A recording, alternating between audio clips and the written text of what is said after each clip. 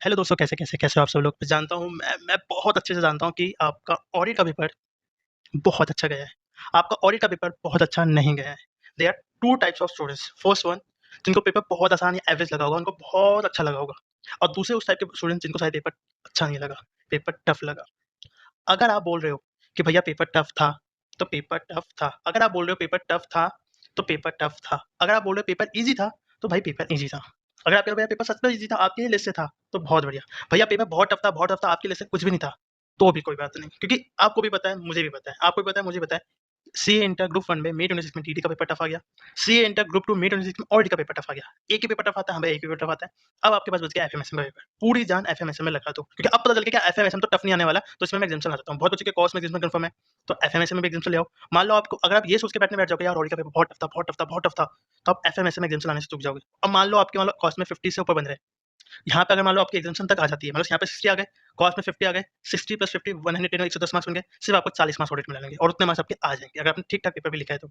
और जिनका अच्छा क्या, उनको तो भाई ये सोचना है क्या इसमें भी एग्जाम्पशन ले आते हैं, ताकि इन केस कुछ ऊपर नीचे हुआ तो मेरा निकल जाएगा। हाँ, ऑडिट का पेपर जाते-जाते बता दूँ कि ऑडिट के पेपर में चेकिंग बहुत सही होगी। आपने ठीक-ठाक पॉइंट भी लिखे हैं तो आपके मार्क्स नहीं कटेंगे। कॉस्ट में और एफएम अगर पेपर एफएमएस में पेपर आसान होता है, तब थोड़ी चेकिंग थोड़ी-सी मुश्किल होगी।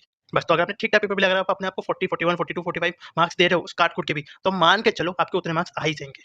उससे नीचे नहीं आएँगे। हाँ, कॉस्ट में अगर आप 60, 60, 65 का सोच रहे हो, तो वहाँ पे नीचे आ सकते हैं, क्योंकि आसान पेपर में जितना सोचते हो, कहीं उससे कम आते हैं। पर डिफिकल्ट पेपर में जितना हम सोच के जाते हैं, उससे कहीं ज़्यादा पेपर आसान आसान आता है, ठीक है? तो आप उसकी टेंशन मत लो। अब जिसको टफ लगा या जिसको आसान लगा तो लगा भाई, कोई बात नहीं। मैं ऐसा मानता हूँ, पेपर आपने लिखा है। अगर आप कह रहे हो भैया मुझे पेपर बहुत टफ लगा, मुझे कुछ भी समझ नहीं आ रहा था, तो बस, क्योंकि पेपर आपने लिखा है। अब एज़ अ फैकल्टी में आके बोल सकते हो यार पेपर तो कुछ भी नहीं था यार, कुछ भी नहीं था, बहुत आसान था, सारी मेरी लिस्ट से था। पर उससे होगा क्या? मेरी वाहवाही होगी, मेरी तारीफ होगी, मेरे रिव्यू अच्छे बढ़ेंगे, ठीक है? मेरी लिस्ट बिकेगी, मेरा क्लास बिकेगा, सब कुछ मेरा होगा। पर जिनको सच में जेन्युइन टफ लगा, कुछ ऐसे बच्चे होंगे जिन्हें सच में बहुत देखो, जिसने आधी-अधूरी पढ़ाई की है, जिसने आधा-अधूरा सिलेबस किया है, उसके लिए क्या है जी क्या था। पर जिसने कई बच्चे होंगे जिन्होंने सच में बहुत अच्छी मेहनत करी होगी, तो उन बच्चों को ना कॉन्फिडेंस गिर जाता है। जब कोई बोलता है पेपर तो आसान था, तुझे ही टफ लगा। अब जैसे कई बच्चों ने मुझे बोला भैया पेपर टफ था, ये था, वो था। मैंने उन बच्चों का रिव्यू भी डाल दिया है, ताकि किसी को ये ना लगे पेपर सच में आसान था। मैंने अच्छे रिव्यू भी डाल दिए, और कोई भी अपने चैनल पे खराब रिव्यू नहीं डालता, मैंने वो भी डाल दिए। जो भी ज़्यादा नहीं, 4-5 खराब रिव्यू थे, उसमें 3-4 मैंने डाल दिए। तो टेलीग्राम चैनल पे आपको दिख जाएँगे, अच्छे रिव्यू भी और खराब रिव्यू भी। कॉस्ट में तो सबके अच्छे रिव्यू थे, किसी ने डाले नहीं, और में अच्छे और खराब रिव्यू दोनों डाल दिए, ताकि किसी को ये ना लगे कि पेपर बहुत आसान था, या किसी को ये ना लगे पेपर बहुत टफ था। और स्पेशली उन बच्चे जिनको टफ लगा, उनको लगे हाँ यार, सिर्फ मेरा ही नहीं, उसका भी पेपर खराब गया है। और मुझे पता है टेलीग्राम पे या व्हाट्सएप पे या यूट्यूब पे सब बोलेंगे पेपर बच्चों, सब बोलेंगे पेपर बहुत आसान था, या ये वो था, ये था। वो अपना सोच रहे हैं, मैं नहीं यार, मुझे पता है बच्चे ने अगर एग्जाम हॉल में पेपर लिखा है ना, तो उसको जैसा लग रहा है वही बताओ। अगर बच्चा कह रहा है पेपर टफ था तो टफ था, ईजी था तो ईजी था। मेरा रिव्यू या मेरा मेरा ओपिनियन मैटर नहीं करता। ना मैंने पेपर लिखा है, ना मुझे वो एग्जाम हॉल की टेंशन है, कुछ नहीं। क्योंकि एग्जाम हॉल के बाद मैं बोल सकता हूँ बहुत इजीली, यार पेपर में तो कुछ भी नहीं था यार। जैसे एएफएम का पेपर देखो, सी फाइल में कई महान आपकी सो कॉल्ड बड़ी फैकल्टीज, पूरी दुनिया कह रही पेपर टफ था, पेपर टफ था, लेकिन कुछ हमारी बुक से था, हमारी बुक से था। आपके जितने भी भैया भैया दीदी जो भी आप जिन्होंने पेपर दिया है एफएम का, उनसे पूछ लो पेपर सच में टफ था। आउट ऑफ टफ भी नहीं बोलेंगे, आउट ऑफ द बॉक्स था। जब पूरी दुनिया कह रही है आउट ऑफ द बॉक्स है, तो कैसे दो चार महान चूतिया फैकल्टी आके बोल रही है कि पेपर हमारी बुक से था, जबकि था ही नहीं। अब एक लाइन से, तुम्हारे एक लाइन के किसी कॉर्स की ऑडिट से 10 मार्क्स का पेपर बना दे, तो वो जस्टिफाई नहीं करता ना। या तो तुम उस लेवल का क्वेश्चन डालो, उस तरह का क्वेश्चन डालो। तो तुम्हें टफ लग रहा है, बात खत्म। तुम्हें इजी लग रहा है, बात खत्म। अब एक बच्चे ने मुझे बड़ा गंदा वाला गुस्सा दिलाया कि पेपर आरटीपी एमटीपी से नहीं था, ये नहीं था, वो था। अगर एफएम के पेपर का देखो, एफएम का paper out of the box था, वो सब मानते हैं। वो एक एक्सेप्शनल केस था जो लास्ट 15-20 साल 25 सालों में पहली बार हुआ है, वरना इससे पहले भी पेपर टफ आया है, लेकिन उसमें भी 30-40 मार्क्स का पेपर आसान होता था, पर इसमें कुछ भी नहीं था। पर वैसे तुम ऑडिट का पेपर देखोगे, अभी मत देखना, कल जब तुम्हारा परसों तुम्हारा पेपर खत्म हो जाए, एक बार उस पेपर को अपने आरटीपी, उसने कहा आरटीपी एमटीपी से कुछ नहीं आता, वो पेपर आरटीपी एमटीपी से देखना, आपको पेपर दिखेगा आरटीपी एमटीपी से बेटा। इनफैक्ट वो जो क्वेश्चन डाले ना, वो आईसीए ने अपने ही स्टडी मटेरियल से डाले। Paper out of the box नहीं था, पेपर डिफिकल्ट था, हार्ड था, एप्लीकेशन बेस्ड था, हम ये बोल सकते हैं। पर paper out of the box नहीं था, एफएम के पेपर नहीं था, ना ये भी नहीं बोल सकते आरटीपी एमटीपी से नहीं था। आरटीपी एमटीपी था, कई क्वेश्चन आरटीपी। अब कई बच्चे कहेंगे हमें तो मिला नहीं, हमें तो मिला नहीं। अब तुम क्या सोचते हो कि जो आरटीपी में क्वेश्चन है सेम क्वेश्चन आ जाए? हर बार नहीं होता। लास्ट टाइम हो गया था, उससे पहले हर बार नहीं होता। पर सेम कॉन्सेप्ट का क्वेश्चन आपको दिख जाएगा, विश्वास नहीं होता तो मैं खुद मैच करा दूंगा। जब एक बार आईसीए का आंसर आ जाएगा ना, आप मुझे डीएम कर देना, भाई एक बार मैच करा के दो, मैं तुम्हें दिखा दूंगा। मैक्सिमम क्वेश्चन तुम्हारे आरटीपी एमटीपी से ही था। बस क्वेश्चन की लैंग्वेज की, अब तुम लोग, मैंने पहले ही, अगर तुम लास्ट वीडियो में मैंने एक ही चीज कहा था, तुम ऑडिट में एक ही वजह से हार सकते हो, वो है क्वेश्चन की लैंग्वेज। सिर्फ और सिर्फ क्वेश्चन की लैंग्वेज, और यही हुआ। तुमको भी, तुम जाके लास्ट वीडियो देखो कि एक ही वजह से पेपर हार लगा, वो था क्वेश्चन की लैंग्वेज। तुम उसके आंसर्स देखो, जब तुम्हारी फैकल्टी या जब आईसीए के आंसर्स आ जाए, तुम जब उसके आंसर्स को पढ़ो, तुम लगे यार ये आंसर तो मुझे पता था, ये कॉन्सेप्ट तो मुझे पता था, सिर्फ मैं लैंग्वेज की वजह से हार गया। सेम डीटी में भी हुआ, पेपर आसान ही था, बस लैंग्वेज घुमा दिया इसने। क्योंकि अब आईसीए के पास एआई है, आपको समझ नहीं आ रहा कि आप एसएम का या एफएम का कॉस का कोई भी टॉपिक उठाओगे, तो एक क्वेश्चन को 10 अलग अलग वैरायटी में पूछ सकता है। तो तुम्हारे कॉन्सेप्ट उस लेवल के क्लियर होने चाहिए। मैं इस बार अब रट्टा मारने की जरूरत नहीं पड़ेगी। पहले के तो रट्टा मार लोगे या सेम टू सेम क्वेश्चन, अब ऐसा नहीं होगा। अगले 5-10 अटेम्प्ट का मैं तुम्हें गारंटी देता हूँ, बहुत रेयर होगा कोई ऐसे अपने आरटीपी एमटीपी मॉड्यूल से question same to same repeat करेगा, नहीं। क्वेश्चन का जो कॉन्सेप्ट होगा, जो कोर कॉन्सेप्ट होगा, वही वो तो डिट्टो सेम होगा, बस क्वेश्चन की लैंग्वेज चेंज कर देंगे। तो तुम्हें सिर्फ क्वेश्चन की लैंग्वेज समझनी है। और ये तुम्हें मैं इंटरमीडिएट के लिए नहीं कह रहा, तुम आगे जाके फाइनल के पेपर दोगे, तो वहाँ पे भी जब तुम दोगे तब तक तुम्हारे 4-5 अटेम्प्ट फाइनल के हो चुके होंगे। जब तुम एग्जाम दोगे, जब एलिजिबल होगे, तो तुम देखोगे कि हाँ, अब ऐसे क्वेश्चन को रिपीट नहीं करते। तुम्हें क्वेश्चन की लैंग्वेज आनी चाहिए। और जिस बच्चे ने क्वेश्चन की लैंग्वेज पकड़, और मुझे कमेंट करके बताना, जिस बच्चे ने क्वेश्चन की लैंग्वेज क्रैक कर ली थी या क्लिक कर ली थी, उसको पेपर बहुत आसान होगा। और जो बच्चा नहीं कर पाया, वो इसलिए नहीं कर पाया, उसके कॉन्सेप्ट शायद उस लेवल के नहीं थे, या उसने सिर्फ डिट्टो क्वेश्चन ही पढ़ के गया होगा। तो जिस बच्चे ने क्वेश्चन की लैंग्वेज पकड़ ली, उसके लिए पेपर आसान। इनफैक्ट मैं आपको पेपर के बाद आपको मैं क्वेश्चन मैच करा दूंगा, जो मैं आपको येलो हाईलाइट कलर के क्वेश्चन दिए थे, या मैंने बोला था आरटीपी एमटीपी करना, या मैंने जिनको इंपॉर्टेंट क्वेश्चन लिस्ट में आपको मैच करा दूंगा कि देखिए जो कॉन्सेप्ट पढ़ के गए थे ना, यही क्वेश्चन पेपर में है, बस क्वेश्चन की लैंग्वेज थी। तो जिन बच्चों का पेपर अच्छा गया, जिन्होंने मुझे अच्छे रिव्यू दिए, उनसे जब मेरी बात हुई, उनका भैया हमने तो क्वेश्चन की लैंग्वेज समझ ली थी, इसलिए मजा लगा। और जिनको टफ लगा, उनमें से 1-2 बच्चों से मेरी बात हुई, उनका भैया क्वेश्चन की लैंग्वेज ही नहीं पकड़ पाए, इसलिए हमारा टफ लगा। तो बस बात यहीं तक थी, बस इतना ही बोलूँगा एंड में जाते-जाते, अगर तुझे टफ लगा ना बेटा, टफ लगा, तुझे आसान लगा, बहुत ही अच्छी बात है। टफ लगा कोई बात नहीं, अब एफएमएस में जाना होगा। एक पेपर टफ आना था, आ गया, और जिसको आसान लगा बढ़िया। मैं चाहूँ तो फ्लेक्स कर सकता हूँ, मैं दिखा सकता हूँ कि गाइडिंग का क्वेश्चन था, ऐसे 230 का क्वेश्चन था, ऐसे 580 का क्वेश्चन था, फिर ऐसे 210 का क्वेश्चन था, फिर आपका एमसीक्यू मैं दिखा सकता हूँ कि ये चीज़ मैं फ्लेक्स कर सकता हूँ। लेकिन मुझे बताइए, अगर 50-60% बच्चा कह रहा है कि पेपर टफ था, तो अगर मैं ऐसा फ्लेक्स करूँगा, तो उनके माइंड पे गलत असर जाएगा। और मैंने हमेशा हर वीडियो में बोला है, मेरे चैनल के व्यूज़, लाइक, कमेंट्स, इनकम कुछ फ़र्क नहीं पड़ता, मुझे फ़र्क पड़ता है आपके आइटम से। हाँ, 2-4 महान गँवार बच्चे हैं, उनको मैं बोल-बोल के थक जाता हूँ, बट उनको नहीं समझ, और हैंगे यार, क्या करें, दुनिया में होते हैं 2-4 चूतिए लोग। दुनिया में तुम कल को आर्टिकल से पढ़ो, तुम्हें दिखेगा, भैया आप सही कह रहे थे कि आर्टिकल से में अगर 10 लोग अच्छे हैं ना, तो 2-3 ऐसे मिलेंगे, हो सकता है तुम्हें तुम्हारा मैनेजर मिल जाए, तुम्हारा बॉस मिल जाए, तुम्हारा प्रिंसिपल मिल जाए, तुम उसको देखो यार, ये कैसा इंसान है, तो 2-4 इंसान मिलते हैं। तो उनकी मत सोचो, उनका मत देखो, कोई तुम्हें कह रहा है पेपर आरटीपी एमटीपी से नहीं था, कोई कह रहा है पेपर बहुत आसान था। सुनो ही मत यार, एटलीस्ट 2 दिन तक मत सुनो, उसके बाद सुनते रहना, उसके बाद टेलीग्राम पे, व्हाट्सएप पे जो बकचोदी करनी है। अभी बस हमारा फोकस रहेगा एफएमएसएम पे, ठीक है? अब करते हैं आपके एसएम वीडियो की स्टार्ट। जल्दी-जल्दी बताऊँगा ताकि आपका कम टाइम में अच्छे से हो सके, ठीक है? ये थी, यहाँ पे हम एफएम की बात करेंगे। अब उसके कुछ देर बाद आधे घंटे में मैं आधे घंटे के अंदर मैं एफएम का भी डाल दूँगा। उसको भी देख लेना, आपको समझ में आएगा कि आपको एफएम में और एसएम में क्या करना है, ठीक है? ठीक है, अब करते हैं आपकी एसएम वीडियो को स्टार्टिंग। सबसे पहला पॉइंट मैं आपको 3-4 पॉइंट जल्दी बता देता हूँ ताकि आपका टाइम कम वेस्ट हो। पहला, आपको ऑलरेडी मैं बता चुका हूँ पूरे ग्रुप 2 की स्ट्रैटेजी वीडियो में, हर पेपर में, कि कोई भी फिक्स पैटर्न नहीं होता। कोई भी फिक्स पैटर्न नहीं होता। दूसरी बात, एसएम में भी ऑडिट की तरह या कॉस्टिंग की तरह हर चैप्टर की इक्वल वेटेज है। चाहे चैप्टर नंबर 1 हो, 2 हो, 3 हो, 4 हो, 5 हो, हर चैप्टर की इक्वल वेटेज है। बट अगर मुझसे कोई पूछे कि भैया फिर भी कोई 2 चैप्टर आप इंपॉर्टेंट बताओ, तो चैप्टर नंबर 2 और चैप्टर नंबर 5 थोड़े से ज़्यादा इंपॉर्टेंट है, ठीक है? अब आपको किस चीज़ पे फोकस नहीं करना है, लास्ट 4 अटेम्प्ट से जिस टॉपिक से क्वेश्चन आ गया है, उस पे फोकस नहीं करना है, वो क्वेश्चन रिपीट नहीं होते। इसका रीज़न भी आपको, या इसका डिटेल एनालिसिस भी आपको मैं बता दूँगा वीडियो में, बने रहना, ठीक है? अब स्मार्ट स्टडी, अब स्मार्ट स्टडी करनी है, आपको हर एक चीज़ नहीं पढ़नी। जो कॉन्सेप्ट या जो क्वेश्चन मैं बताऊँगा, उतने पे फोकस कर लो, आपका एसएम का पेपर अच्छा जाएगा। और आप पेपर अब आसान आएगा भाई, दिल पे हाथ रखो, एसएम आसान आएगा। हो गया कॉस्ट, हो गया ऑडिट, हो गया टीटी, हो गया लॉ, अकाउंट, एफएमएस में आसान आएगा। और यहाँ आप 60, 65, 70 मार्क्स स्कोर कर सकते हो। हो सकता है कॉस्ट में आप फेल, हो सकता है ऑडिट में फेल हो, कोई नहीं यार, एफएमएस से चलाना, ताकि नेक्स्ट अटेम्प्ट एटलीस्ट हमें 2 पेपर ही देने पड़े। इस माइंडसेट से सोचना, नहीं तो अगर तुम्हें टाइम वेस्ट करना है तो करते रहो, ठीक है? अब पहला पॉइंट ये बताया कि पेपर फॉर्मेट सेम नहीं होता, बिल्कुल नहीं होता भाई। तुम्हें कोई अगर बोले कि ये ऐसा होता, नहीं होता। फिर भी अगर 80% प्रोबेबिलिटी बोलूँ, तो मैं बोल सकता हूँ कि क्वेश्चन नंबर 1 में चैप्टर 5 आता है, मैं बोल सकता हूँ। और क्वेश्चन नंबर 4 का ए, और 4 के बी में चैप्टर नंबर 2 और 5 आता है। मतलब 80% प्रोबेबिलिटी है आपके चैप्टर नंबर 1, चैप्टर नंबर 5 के क्वेश्चन नंबर 1 के ए में, और 4 के ए और बी में चैप्टर नंबर 2 और चैप्टर नंबर 5। इसलिए मैंने बोला था कि मोस्ट इंपोर्टेंट चैप्टर क्या बचा था, चैप्टर नंबर 2 और चैप्टर नंबर 5। क्यों?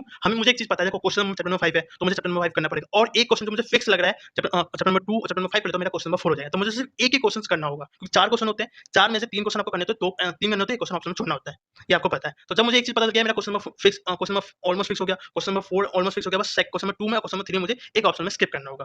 तो इंपॉर्टेंट चैप्टर का इस बेसिस पे बताया, ऐसे नहीं कह रहा कि चैप्टर नंबर 2 और 5 बहुत वेटेज है। मैंने इस बेसिस पे बताया कि क्वेश्चन नंबर 1 में ए में आ सकता है, 4 के ए और बी में 80% जहाँ तक चैप्टर नंबर 2 और चैप्टर नंबर 5 से क्वेश्चन आ सकता है। उस बेसिस पे बताया कि ये इंपॉर्टेंट है। अदरवाइज सारे चैप्टर इक्वल वेटेज रखते हैं, इक्वल वेटेज है। 10 से 12 मार्क्स, 10 से 12 मार्क्स, 10 से 12 मार्क्स ही रखते हैं, ठीक है? एमसीक्यू में बोलूँ तो एक प्रॉपर केस स्टडी जाएगी आपकी, जो 5x2, ठीक है? या 4x2, जिस तरह से होगा 10 से 12 मार्क्स की आएगी, या 6x2 होगी, 12 मार्क्स की होगी, और 3 एमसीक्यू आपको दिख जाएंगे, तो 2 प्लस 1 मार्क्स के आपको दिख जाएंगे, ठीक है?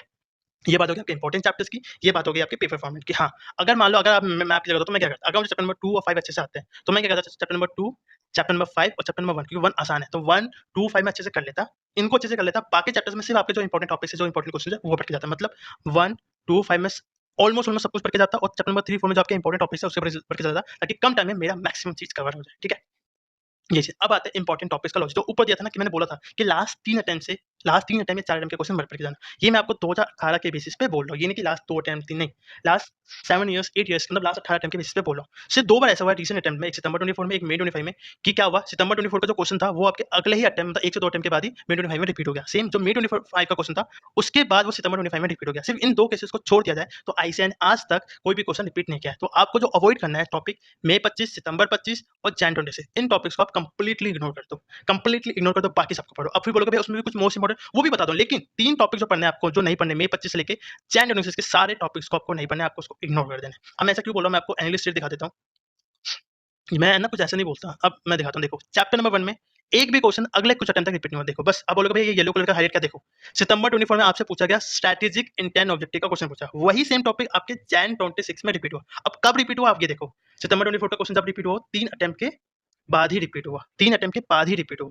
इसलिए मैं आपसे कह रहा हूँ कि कोई टॉपिक जो एक बार आ गया वो अगले 3 अटेम्प्ट तक, 4 अटेम्प्ट रिपीट नहीं होता, एटलीस्ट 3 अटेम्प्ट तक रिपीट नहीं होता। फिर अगर चैप्टर नंबर 2 में जाओ तो देखो ये मई 24 का क्वेश्चन था, ये आपके सितंबर 25 में रिपीट हुआ, मतलब मई 24 में क्वेश्चन आया वो 1 2 3 अटेम्प्ट के बाद ही रिपीट हुआ, मतलब एक टॉपिक जो आपके क्वेश्चन में आ गया वो अगले 3 अटेम्प्ट तक आपको रिपीट नहीं होते हुए मिलेगा।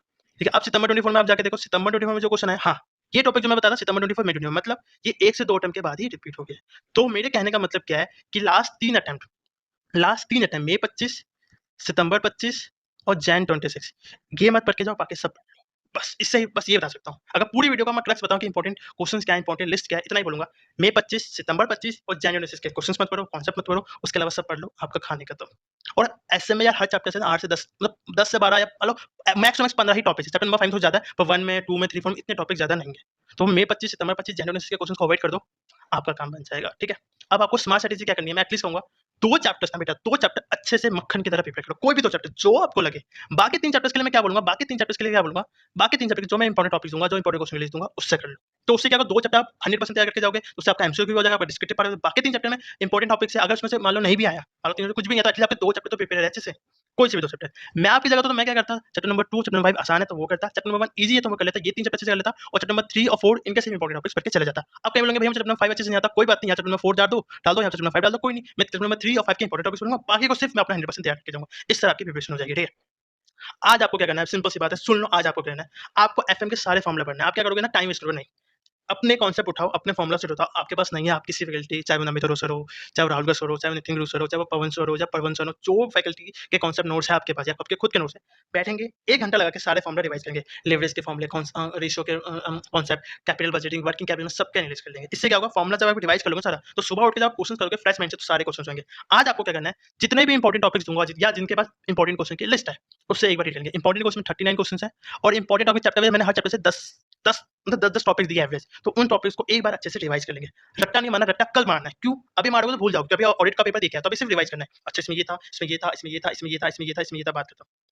बस बस उसको रिवाइज आज लिखना है, कल रात को बैठ के 3-4 घंटे बैठ के रटेंगे, ताकि कल सुबह परसों सुबह दोबारा रिवाइज कर ले और ऐसे में अच्छे से लिखा जाए। ठीक है, फिर कल क्या करना है, कल सुबह एफएम और कैपिटल स्ट्रक्चर का क्या करना है, एफएम और कैपिटल सॉरी लिवरेज और कैपिटल स्ट्रक्चर के 2 घंटे लगा के क्वेश्चंस को सारे करेंगे। आसान चैप्टर 1-1 घंटे में हो जाएगा। फिर 3 घंटे लगा के क्या करेंगे, अगर आपको इन्वेस्टमेंट डिसीजन और वर्किंग कैपिटल अच्छे से आता है तो करना, अदरवाइज यहाँ पे जो कॉस्ट कैपिटल रेशियो और डिविडेंड डिसीजन है, इसको यहाँ पे हम रेसिप्रोकल में रिप्लेस कर देंगे। तो क्या करना है, इन्वेस्टमेंट डिसीजन और वर्किंग कैपिटल को 3 घंटे रिवाइज करेंगे। फिर क्या करेंगे, 2 घंटे दोबारा इसको रिवाइज करेंगे। ये 2 चैप्टर बहुत इंपॉर्टेंट है एफएम में, ये कर लेंगे। उसके बाद 3 घंटे लगा के cost of capital, ratio analysis और डिविडेंड डिसीजन को 3 घंटे लगा के रिवाइज करेंगे। फिर क्या करेंगे, कल रात को बैठ के फिर 3-4 घंटे बैठ के एसएम के सारे क्वेश्चंस को रिवाइज और रट्टा मारना स्टार्ट करेंगे। फिर क्या करेंगे, कल 2 घंटे फिर रात को एफएम में मैंने जितने क्वेश्चंस किए, मैंने जितने फॉर्मूला रिवाइज किए, उसकी हम रिवीजन कर लेंगे। फिर जब परसों मॉर्निंग में क्या है, मैं आपको फ्री में सुपर थर्टी एसएम और सुपर थर्टी एफएम दूंगा। वो 5 घंटे लगा के उसके सारे क्वेश्चंस और एसएम के जितने क्वेश्चंस एक बार रिवाइज कर लेंगे। लास्ट रिवीजन उससे कर लेना जब आप पेपर देने जाओगे, और जब पेपर देके आओगे मुझे थैंक यू सो मच बोलोगे। ठीक है, अब बात करते हैं इंपॉर्टेंट क्वेश्चन की लिस्ट। इंपॉर्टेंट क्वेश्चन की लिस्ट बड़ी सिंपल सी है, टोटल 39 क्वेश्चन है हमारी लिस्ट में। उसके अलावा ना आपको कोई आरटीपी करनी है, ना आपको एमटीपी करनी है, ना कोई मॉडल रेसिपी, कुछ नहीं करना, आपको बस ये 39 क्वेश्चन करना है। आपको ऑलमोस्ट सब कुछ हो जाएगा। मैंने उसी बेस पे बनाए, जो क्वेश्चन ऊपर दिए थे ना कि ये आरटीपी एमटीपी, वो सब हटा के जो इंपॉर्टेंट बनते हैं वो आपको करना है। अब ये होगी पेड स्टूडेंट, जो बच्चे लिस्ट ले सकते हैं वो ले ले। अब कुछ बच्चे ऐसे भी होंगे जो लिस्ट नहीं ले सकते, उन बच्चों को लेके भैया देखो, आपको ना क्या करना है, सिंपली जो हर बार करते हो, वीडियो को लाइक कर दो, चैनल को सब्सक्राइब कर दो, और इस वीडियो का, या अगर आपने ऑडिट की स्ट्रेटजी फॉलो करी थी हमारी, या कॉस्टिंग स्ट्रेटजी फॉलो करी थी, अगर उसमें आपको हेल्प ली है तो उस चीज का कमेंट कर दो। नहीं तो इस वीडियो में जो आपको फेवरेट पार्ट लगे वो कमेंट कर दो। तीनों का स्क्रीनशॉट मेरे व्हाट्सएप पे डाल दो। आपको ये फ्री इंपॉर्टेंट टॉपिक की लिस्ट मिल जाएगी, चैप्टर वाइज लिस्ट मिल जाएगी। उन टॉपिक्स को बस अपने स्टडी मेरे से रिवाइज कर लेना। आपका हो जाएगा, स्टडी में से रिवाइज करना हो जाएगा और कल रात को मैं आपको फ्री में सुपर 30 दे दूँगा। उसके आप टेंशन मत लो, कल रात को ही दूँगा, आज मत मांगना, कल रात को दूँगा। कल रात को ये दूँगा ताकि आप रात को नहीं तो सुबह उठ के रिवाइज कर लेना, आपका काम हो जाएगा, ठीक है? वीडियो यहीं तक थी। जिसको ऑडिट का पेपर टफ लगा कोई बात नहीं बेटा, अब आप एफएमएस में जान लगा दो। एफएम की कुछ कुछ देर बाद इसी चैनल पे वीडियो भी आ जाएगी, देख लेना, ठीक है? ताकि आपका काम बन जाए। Thank you so much. Video पसंद है वीडियो को लाइक कर दें, कमेंट कर दें और चैनल को सब्सक्राइब कर दें। Thank you so much guys.